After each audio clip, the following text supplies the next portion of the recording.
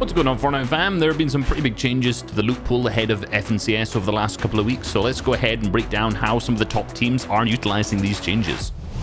For the majority of the season so far, the most common loadout for duos has been both players running the Stinger SMG, Spider-Man's web shooters, double heals with 88% of players carrying mini shields. Then we'll have one player carry the MK7 and the other carry the shotgun. We've also seen a shift in the most commonly used weapons from season to season, where the Stinger SMG currently accounts for 33% of all eliminations, dethroning the shotguns from previous seasons. The return of the heavy shotgun has also brought a fresh, unique take on a classic weapon in Fortnite, but it also has more teams running double shotgun.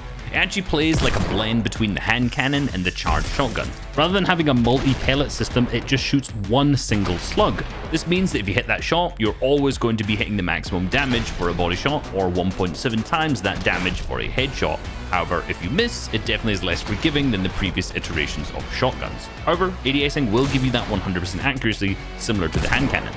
For example, Agers finds himself in an endgame creating a solid 2x1 box, then opens up a wall and sits kind of deep into that box, holding the ADS, waiting for someone to walk past. Sure enough, the unfortunate fabled Taco finds himself falling victim into the trap and is an easy elimination for Agers. Since it takes time to aim down the sights, you really have to set traps for your opponents to walk through in a defensive manner, in a very similar fashion to the way that great charged shotgun players would utilize this in previous seasons. Another strength of the heavy shotgun is its range. A well-aimed headshot at 5 tiles away can still deal a whopping 120 damage with the gold variant, which has a ton of utility on height. In this situation, you can see Pamstu take control of the high ground and get to the front side of the moving zones. In a similar scenario to Agers in the previous example, he holds the ADS and patiently waits for players at the back side of the zone to walk into his crosshair, picking up an easy elimination.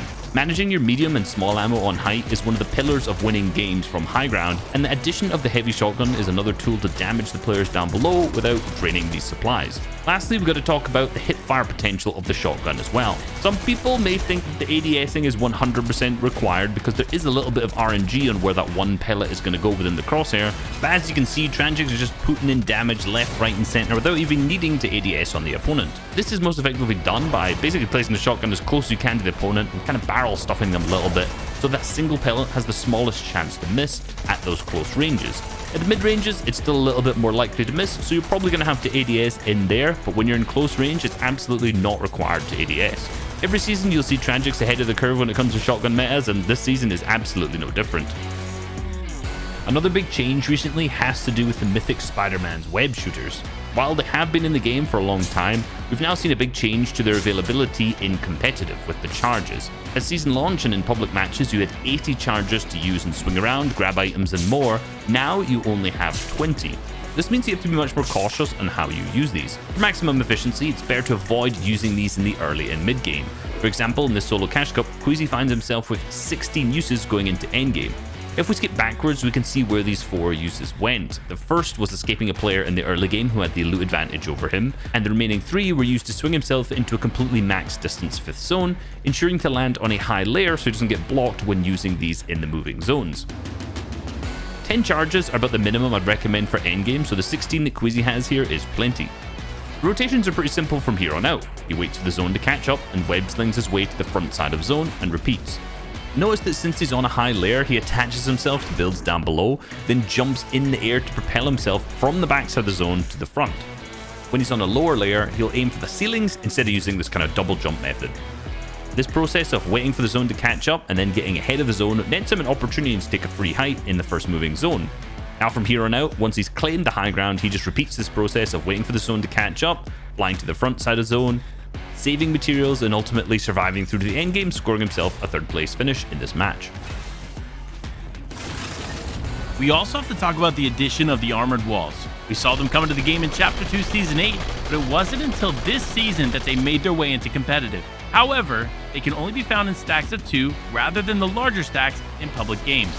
Now when you use these items, they give you a boosted health on an existing wall. This protects you from players pressuring your box when you become the focus of the lobby. In this endgame, Aqua and Stompy start to get focused from low ground, and rather than letting their materials dwindle away, they instantly place an armored wall on their floor, stopping low ground from focusing them. Since the wall has so much HP, players in the low ground won't have sufficient ammo to waste spraying.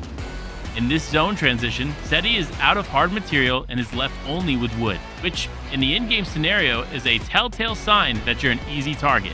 Seti preemptively places an armored wall on his roof to avoid height teams from being extra aggressive. Another great way to use the armored walls is tarping on the dead side of the moving zones.